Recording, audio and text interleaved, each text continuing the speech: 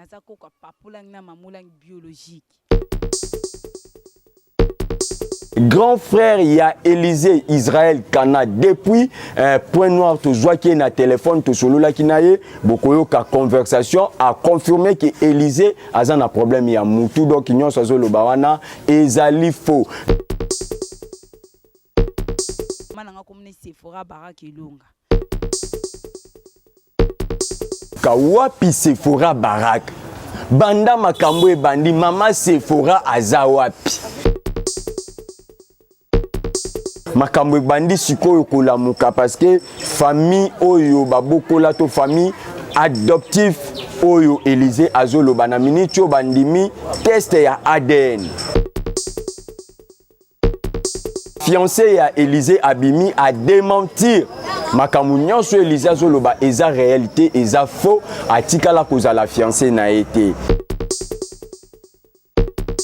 Azo confirmé que Élysée a un problème mental.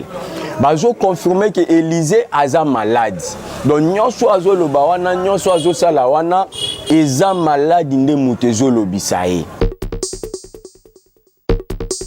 Na ebisa ki exende kokoki ko tindela biso ba mikanda oyo ezolakisa ba test ba examen oyo basala ki ndeko na biso Élysée à partir ya Point Noir. Et jusque là Paul David Olangi ou famille Olangi na makambo nyonso tout bazolanda biso partout bino bozo benga mais ils ont gardé toujours silence. Maman Léa azali maman biologique ya Élysée. Donc pour dire que Élysée ndenge azoloba tout ça wana maman Léa azali maman nae. Oui merci vraiment na balani nyonso ya Hello Pro avec votre humble journaliste au vraiment bosepe la koyoka mungongo nae oyo penza zawana disponible pour na kopesa kabino ba actualité pour na koyebisa bino ndenge nini penza ekole ezotambwisama pour na koyebisa bino ndenge nini culture sociale société ya République démocratique du Congo eza vraiment kotambwisama chef abonné ya Hello Pro lelo vraiment to sepeli susu kokutana na rendez-vous na biso ya magazine na biso live news magazine d'actualité magazine des informations magazine oyo efungola kapenza penze fungola kamarambo ebele oyo batu penza balingaka bazala informer batu balingaka penza ba actualité ya makambo ndenge nini ezokende. Vraiment nous sommes là toujours en train de continuer dans notre grand sujet oyo boyebi ki tozolobela mingi ezali bongo sujet ya ndeko na biso oyo tobengi na kombo ya Élysée Olangi ndenge na loba toujours soi-disant parce que il y a toujours des processus des procédures oyo tozokende nango vraiment malembe. Chers abonnés ndenge kaka na banda koloba nous avons eu le temps ya kosolola na bino nyonso bozolanda émission oyo bozolanda biso de partout toza vraiment wana na bapel na bino nyonso bobenga ki pona koyeba évolution ya sujet oyo ya mwana oyo ya Élysée ndenge nini penzo zo kende et komi na niveau nini vraiment ndenge na ebisaka bino nous sommes là toujours pour na kolukela bino ba actualité tozana toujours pour na ko informer bino pe pour na ko pesa bino penza o eza bongo information vraie parce que nous ne pouvons jamais yakobima liboso na bino parce que le média eza na ba principe nango tokokyo bimate poto ya koloba ba information oyo ezali vrai te yango tozoloba toujours bo continuer ko s'abonner na chaîne na bino Hello Pro o ezopesa bino ba actualité ya solo lelo na plateau na biso to na numéro na biso ya lelo tokolobela mingi sur les commentaires ya bato ebele oyo ba commenter toyebi ke tozui ba message ebele oyo botindeli biso tokozanga te kotanga yango pour que to meka ko analyser ndenge nini makambo ngo penza ezokende tokozonga lisusu parce que to type kozwa appel direct ya Point Noir oyo bongo ya grand frère ya Élysée Olangi to benga kaka Olangi parce que jusque là komone nanu et banité parce que jusque là maman na biologique azomona na te côté oyo ya ba parents oyo ba bokola ki bazo confirmé donc makambo ezana no mbutu alors nous la presse comme tozana nous wana to garder nos position wana parce que boyebeli etango tozo lobela Élysée bo comprendre que ça sujet ya mwana oyo ya Paul David Olangi avec sa fille Élysée soi-disant. Merci vraiment ndenge nazoloba kaka tokoloba boroyoka ndenge nini tozalaki na conversation na téléphone avec grand frère nae en direct na Point Noir opena mekaki ko expliquer biso na mozindo ndenge nini makambo penza eza ko elekaki. Vraiment chose étonnant ndenge na lobaka toujours que moko makambo epesaka pasi moko epesaka mawa moko epesaka kanda kasukobeta nani ezaka kande koluka solution tozawana pona koluka solution parce que c'est notre travail, c'est notre devoir comme les acteurs sociaux donc pona koluka ba solution na problème nyonso o etali bongo social ou etali bongo culture on est là, c'est notre devoir. Vraiment nous sommes là toujours to bengisi bino to ebisi bino bo s'abonner massivement bo continuer toujours ko liker bo continuer ko aimer et toujours ba commentaire na bino ndenge na to pesa bino briefing to solo la ki nande ko na biso Israël Kana oyo azali bongo grand frère biologique bon tozo confirmer te ndenge ye pa lobi ndenge Liza lobaki aza mwana ya Paul David Olangi ndenge ye pa lobi ke azali grand frère biologique ya Élysée a confirmé biso ya koyebisa biso ke Élysée abandaka malade na ye banda na Point Noir donc a expliqué beaucoup landaye na téléphone réalisateur pe le pro image a roté la biso bolanda na téléphone ndenge nini conversation penze le kaki mais pour na ko expliquer bino ndenge nini tozali na conversation azo confirmer que Élysée aza na problème mental bazo confirmer que Élysée aza malade donc nyonso azo loba wana nyonso azo sala wana eza malade nde mutezo lobisa ye to menameka ki ko tuna ye moi ba question belé moko boye asala ki même asilika na bagisement où Élysée aza ko apporter envers les serviteurs de Dieu Paul David Olangi et jusque là Paul David Olangi ou famille Olangi na makambo nyonso tout bazolanda biso partout bino bozobenga mais ils ont gardé toujours silence bazoloba eloko morote na ebi ke na ba commentaire bokomela kinga que journabilité salama kasi okutana na Paul David Olangi salama kasi okutana na famille ya Olangi pour ete boyeba makamango ndenge nini penza ezali vraiment vous avez raison parce que c'est notre devoir tant que tozoluka solution na problème il faut to keni na source mais pour na kokoma na source il faut source pesa biso accès mais jusque là tozozwa accepter ya kokutana na Paul David Olangi tozozwa accepter ya kokutana na famille Olangi pour que to meka kotuna pourquoi bazo garder toujours silence mais na côté toujours ya famille ya Élysée ndenge nazo lobela ndeko nae Israël Kana alobi Élysée azobebi sa réputation ya Paul David Olangi parce que bango nyonso surtout baza na kati ya CFMC basambelaka kuna pour nato zwana nous moi makambo parce que cher abonné et comment ça la trouble comment ça la yiki comment pesa pasi na vandaki na meki ko sala ba analyse na meki ko tala na meki ko checker pour na meki un peu ko découvrir ba cet homme ba séquence ya mutu aza na problème ya maladie ya problème mental tant que psychologue na meki ko sala analyse to zonga nanu na première émission oyo to solo la kana Élysée oyo to kutana kana ye oyo a explikaka penza makambo ndenge ezali vraiment na kosenga na Montréal pe le pro image atie la biso nanu image wana comme ça nous allons revenir dans notre plateau comme ça total nanu est-ce que c'est vrai Élysée aza vraiment malade est-ce que c'est vrai aza vraiment na trouble mental parce que jusque là famille wana baza toujours ko affirmer que aza malade baza toujours ko affirmer nyonso azo sala wana eza faux image passe nangi za boy naza ko papula na mamula biologique na botami koma na botami mamulang azali ko papolang na mamulang bakoko na nga bazali ko garder bana na ndako na bango ko bexe bana mama na nga pazaki na kati mama na nga komne Sephora Baraka Ilunga maintenant na âge à 16 ans papa na nga Paul David Ulangi mwana ya papolang na mamulang biologique nde aviolaki mama na nga tant a violé mama na nga na ndako na bango na Kitambo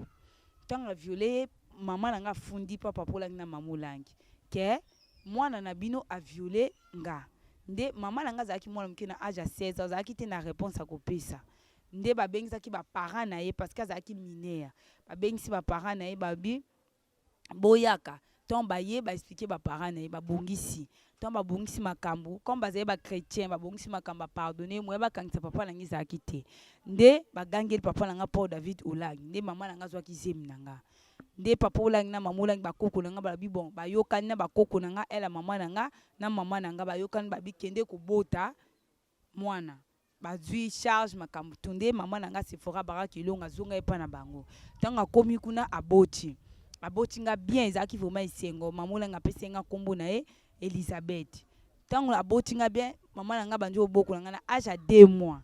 na âge à 2 mois mama na nga za soko na nga libanda na bassin ya zaki na kata ndako abima boy akutinga na zate tanga akutinga na zate abanji kolela kena ko zulanga bilamba nde baponela mwana bilamba na ndako abanji kolela ebisi ba parents na ye nde bakoko ya mama na nga banji kolela babito kende ko ebisa pe famille ya papa na ye nde bayaki ko ebisa bakoko na nga papolangi na mamulangi to ba ebisi bango ba leli vraiment babi mwana 16 mwana soki mwana abungi ya 5 ans pona komona eza passe eza difficile et bongo mwana 2 mois bokomona ye ndenge nini tokota prière et bongo to sa nini toyeba onzamba oloba na biso nde bakota ki prière nzamba ebisi bango comme bokende na JCC à Pointe Blanche bokende kuna na Point Noir bosolola na JCC wana aza na 12 ans comme on maître Fred yende ako soutenir koko na bino bana ko prier pour na koko na bino za spirituel akomona kayata comme na âge nini akoyeba kai pe yende akobalaka koko na bino nde ton ba mi prière ba keti kuna na Pointe Blanche na Point Noir ba sololi na ye ba solona ba parents na ye ba sonne na moment wana zaki na âge à 12 ans nde papola na mamola na ba koko na nga na mama na nga Sephora Baraka Ilunga bazongaki ton mama papa na nga yibinga kota memenga ake kopesa nga na famille moko boye tanga kyo pesa nga na famille na Kingasa na suka na kati kuna ayisi bango bolo ba vérité te ke nga na za papa na biologique papa Paul David Ulangi bolo ba te ke nga mama na nga na violaka mama na Sephora Baraka Ilunga bolo ba te ke aza koko papola na mamulangi botikala jamais ko ebisaka e bo garder secret na banako ya kotikala bino mbongo bozwa mbongo na banako ya kotikala bino mbongo donc bozwa ka mbongo oyo boliaka bo ebise vérité te nde na koli na famille na tant papa za ko yotika mbongo famille mama na papa na bakabwani bale kabwani baza ko welela mbongo ana libale kufi mama na azwinga akyo kolisanga na ba mayenchele na ba mboka kati kuna na koli kuna kote ba tutaka fufu na passe na souffrance batangi sangati na tanga même pas na âge à 12 ans ameminga yel pa na bango na kaluka tonga ameminga na Kitambo na kaluka bi mono bakoko yeba elongezo la kisa poso talingo mona elonga papa na Paul David Ulangi otalingo mona elonga bakoko na zola bakoko na elongi ya kechulangi na tai babi bakoyeba photo kimisa Merci, nous sommes de retour sur ce plateau. Botu Kolanda vraiment ndenge image en toteli bino wanezali émission oyo tokutana ki na Élysée oyo yemoko penza mekaki ko solo là je pense que bolandi penza ndenga beti lisusu masolo yango mais bino moko ba téléspectateur to meka un peu ko juger parce que ngana tuna ki yaya na ye wana soi-disant Israël Kana question na tuna ki na bi mon cher c'est bien olobi petite sœur na yo abandaki maladi kuna na Point Noir akimaki kokima siko petite sœur na yo oyo azalaki maladi boyebi maladi abato maboma ndenge ezalaka to loba liboma ou bien trouble mental siko ba retrouver amonani na pays moko boye et puis azoleka na média azoloba quelle a été votre part ya famille obino bosala ki tant que mwana ya famille à se retrouver nous avons constaté que après 3 mois il y a koleka ya Élysée na ba plateau téléviseur il y a koleka ya Élysée na ba média na ba chaîne ya koloba bozalaki toujours na silence pendant 3 mois personne a intervenu personne à contredire, personne à contrecarrer. Je dis bien après 3 mois. Parce que nous avons les images. Images au bozo monaneza déjà image yakala. Vous gardez qui toujours silence. C'était dit à quoi? C'était question comme Nalobi, Bino Batubozo Landabiso. Nous la presse, nous ne pouvons pas prendre part à la justice. Nous la presse, tozali justicité. Mais nous sommes là pour aider, accompagner la justice. Na sens nini? Tant que nous avons peut-être justice et qui est bien té. Ayaka na presse parce que presse c'est ça pour nous dénoncer. Pour dénoncer quoi? L'injustice. Oezo salema na kati ya fait moko boye, na kati ya dossier moko boye. Pona kolamwisa ba oyo nyonso bazolanda biso. Yango to mekaki mpe ko solola nande kona biso Israël kana soi-disant grand frère ya Élysée oyo azwa ko benga mwana ya Paul David Olangi to mekaki ko tuna ba question. To senga ki ba preuve parce que to yebi mutu nyonso tout même biso awa na Kinshasa na Congo tozana ba hôpitaux oyo etretaka ba problème mentaux.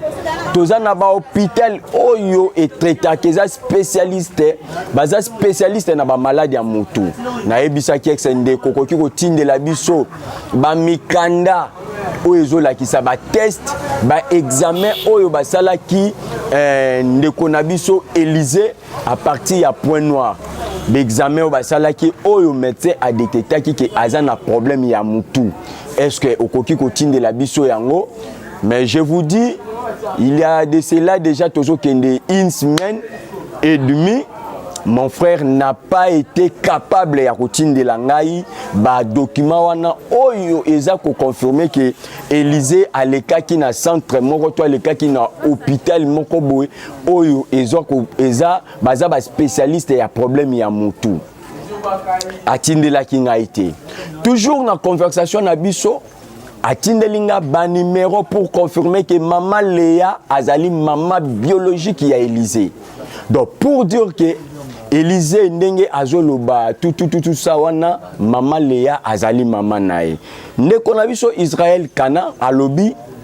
maman Léa azana ba acte nyonso tout ba acte de naissance ba attestation de naissance ba mikana nyonso tout oyo la kisaka ke mwana oyo abotami na famille telle mwana oyo aza ko appartenir na famille telle. Vraiment je pense à la prochaine émission nous allons amener des preuves parce que Torolukato Kitato Sololana maman Léa à la kisabiso vraiment ba preuve ya ba test ba attestation de naissance ya Élysée ndenge grand frère naie Israël Kana oyo vraiment a affirmé biso yango ke azali petite sœur naie et puis azali mwana biologique ya maman Léa.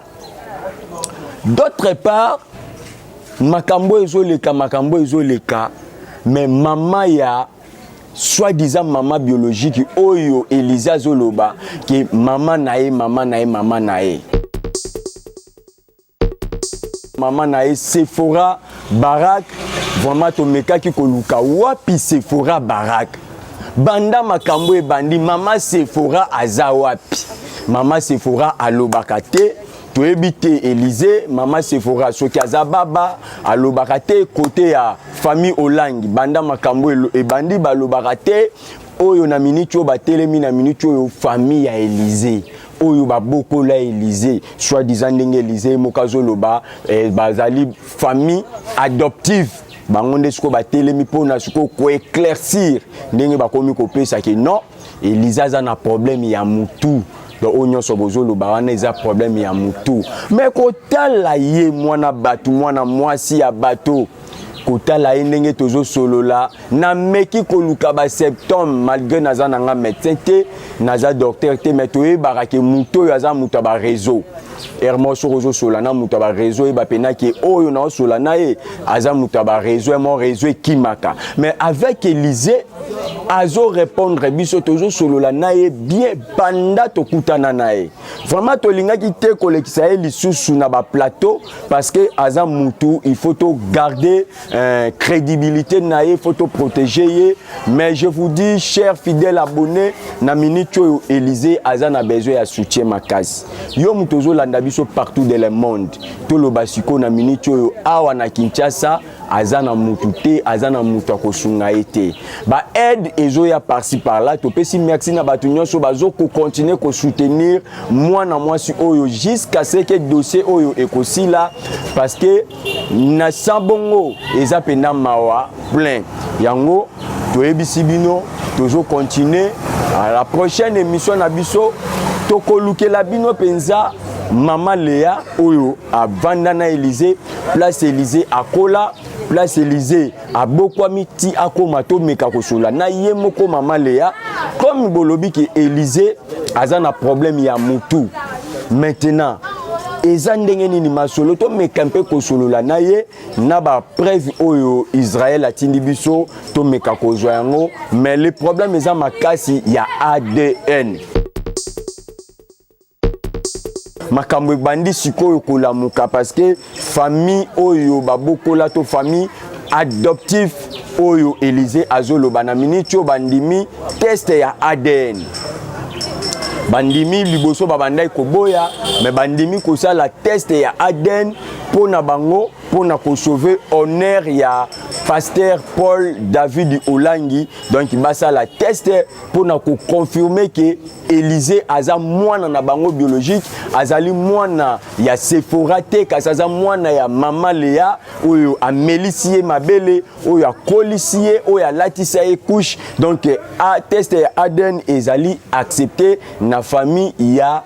Élysée donc toloba toza toujours ko garder bandi na biso toza toujours ko garder position na biso ya koloba toujours famille oyo ba bokola Élysée parce que nanu to confirmer te to ko confirmer soki ba test ya ADN salami to ko confirmer si réellement ba elibiso ba preuve ya ba examen oyo ba détecter ki médecin a détecter que Élysée azana problème ya mutu wana peut-être to ko changer mais na minute nous sommes en train toujours de garder notre bande alors ba fidèles abonnés ba téléspectateurs beau supporter biso bino nyonso bozo landa biso beau supporter biso parce que ça c'est les médias nous ne pouvons pas faire des choses par sentiment il faut tout ça la makambu selon ba norme il y a presse ou ça vraiment ko exiger ba norme il y a information to il y a actualité alors nous ne pouvons pas il y a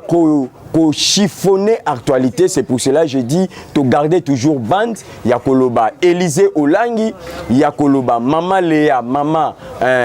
adoptive ya ndeko na biso Élysée ya koloba bandeko na nyonso jusqu'à ce que to ko découvrir test ya ADN o ezali déjà accepté na ngambu ya koto mais na ngambu ya famille Olangi baza toujours garder toujours calme, garder toujours silence. Et pour votre information, Maman Oyo Élysée, azoloba kaza maman biologique na ye na minicho ndenge tozoloba aza na Congo te, aza na Angola, aotaki vraiment kobala aza na Angola donc tozo ebisa bino Maman Sephora Barak Oyo Élysée azoloba za maman biologique na ye aza na Congo te, aza na Kinshasa te, aza na Angola. Nous savons bien que ba émission OP déjà est comméliée parce que nous sommes suivis partout à travers le monde. Mais toujours comme moi toujours, silence est toujours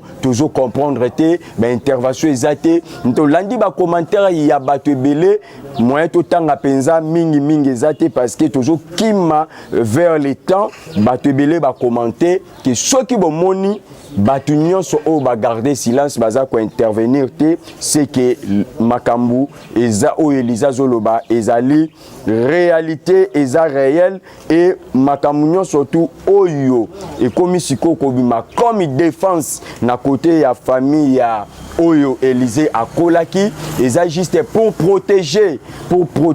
l'honneur et à serviteur de Dieu Paul David Olangi. Nous sommes à l'équation, chers abonnés, Tozo Ebate, histoire Oyo, qui dit vrai. qui dit vrai? Est-ce que Élysée Ndazoloba solo? Est-ce que Élysée a vraiment namutu, a un problème mental, a liboma? Est-ce que côté ya maman Léa, ba défense ba bandi ko défendre parce que to moni ba bandi ko défendre? Est-ce que bango baza na raison? Tota sous kozwa soi-disant fiancé ya Élysée Oyo azabongo maître avocat, mais vous comprenez akoka ki jamais kobima na média, mais to solo la ki na ndenge tozo solo la na batu nyonso toujours pour na kozola bino ba vraie information, toujours pour na kozola bino ba vraie actualité. De sa part, cher abonné, aza ko confirmer ki atikala kozala fiancé ya Élysée T. Donc et comme équation toyebi lisusu te dossier ekomi mbulu yeke ekomi mbilinga ekomi vraiment mobulu parce que fiancé ya Élysée Abimi a démentir makambo nyonso Élysée azoloba eza réalité eza faux atikala kozala fiancé na été. Est-ce que vraiment bandeko tolingaki totanga penza ba commentaire na bino? Je ne sais pas Montréal, est-ce que nous avons encore le temps? Ceux qui tient ezali to meka kozwa quelques commentaires, il y a ba abonné na biso o ba meka ki un peu kokomela biso concernant sujet oyo pour que toyeba makanisi ya mutu na mutu azopesa penza makanisi selon ye azopesa makanisi ndenge bazo comprendre makambo yango. Vraiment nous sommes en train de chuter vers la fin de notre émission d'aujourd'hui, votre émission Live News présentée au micro de votre journalité de la presse congolaise Jonathan Mbango. Vraiment toyebi ke botika la toujours wana tokozonga lisusu pona kopesa bino lisusu ba actualité toujours concernant ndenge nini makambango ezokendele mais tokotika bino pona koyeba ete na minute oyo boyeba ke le fiancé oyo Élysée abanda koloba aza fiancé nae a démentir ki atikala kozala fiancé ya Élysée te. Na côté ya famille oyo Élysée akolelaki bandimi test ya ADN. Vraiment beau soutenir parce que les tests ça demande de l'argent. Nos numéros est là si vous avez besoin de soutenir procédure où il y a test et ADN parce que Élysée azana mbongo te azana makoki te ya kosali sa test wana parce que ça coûte beau contacter biso to bokozala décité. Donc totiki bino pona koyeba ki test ADN ezana minute oyo accepté na famille ya Élysée oyo abokamaki et puis mobali na eto fiancé na a démentir maman o Élysée abandé koloba maman na biologique Sephora Barak azana Kinshasa te azana Angola mais jusque là aza toujours dans le silence. Grand frère il y a Élysée Israël Kana depuis point noir to zoaki na téléphone to solo la kinaye bokoyo ka conversation a confirmé que Élysée azana problème ya mutu donc nyonso azoloba wana ezali faux. Nous attendons des preuves et nous allons revenir encore dans notre plateau de Live News pour vous donner des preuves où vraiment ekolakisa place nini tozo kende pour sauver honneur la vie ya cher Élysée Olangi ou soit ko sauver honneur ya pasteur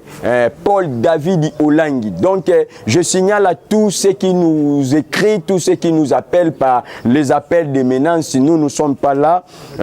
pour na kolakisa position mokobwe, nous sommes pas là pour na kozwa kanyaka parce que Élysée n'a rien, c'était cas social oyo, il faut tout intervenir parce que tout le monde a que justice eza kokene malembe eza ya kolala et nous avons fait notre devoir. Restez branchés connectés sur votre chaîne et n'oubliez pas de s'abonner, de partager le lien, de liker et de nous commenter. Je pense que nous allons revenir prochainement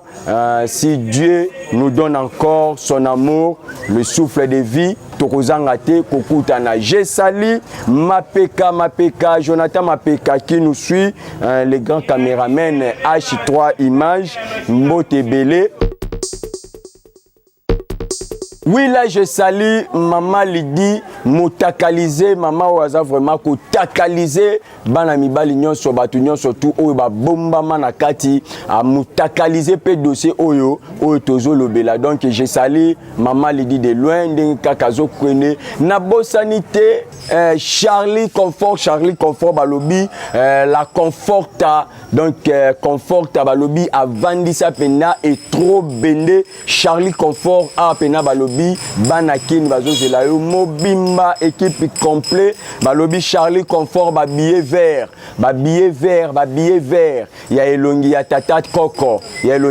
koko vraiment agence ezolela na minute oyo ezolela makasi Charlie Confort mutazua yo tazua waibokeba babi chaîne ezaka moko pe le pot TV bo s'abonner ma suivre moi babi ofani mujinga zaki wa poluke lukenga o amona alisute o bate bo ngai en personne bo lukanga pes monte dans la pe le pot TV la pe le pot TV bo découvrir fona mujinga be mission nyonso ezali o nyonso bo luka pa fona mujinga bo zango na juste moi msana bino e pesa bino kwa elengi o bo luka ki awandeza babi botama na bino musika te bo s'abonner ma suivre moi na pe le pot TV donc na pe le pot TV bo découvrir tout jamais bozana desi moi si moi appelle ça bilingue donc fais-moi le ba bien fais-moi la curiosité alingane makamute nga paso lukenga makamu oza kindobika po nga mona za pona bino donc ba papa ba maman ba ibo s'abonner na pe le pot TV donc nyonso bo luka nga na juste moi msa na bino donc moi msa mo babo ya ne bitinda te mais moi msa mo bo tinde wapi ozaka juste pona bino on émission na nga na za pona bino za pona ba musicien ba artiste tout na occupé te donc oza posa o ba msala yo salaka oza posa ba yeba yo ba découvrir yo yaka na pe le pot TV donc fa on mujinga zana pona oyamba bino fa on mujinga zana pona solana yo oyeba yeba te donc na pe le pot TV ba yeba yo po ande makamboza babi ande pese lengi ozelengi donc so pese lengi to ozelo te onga batala ngate onga na beta place no ba yebinga te so ina pe le TV ba yeba yo po ande makambo ezali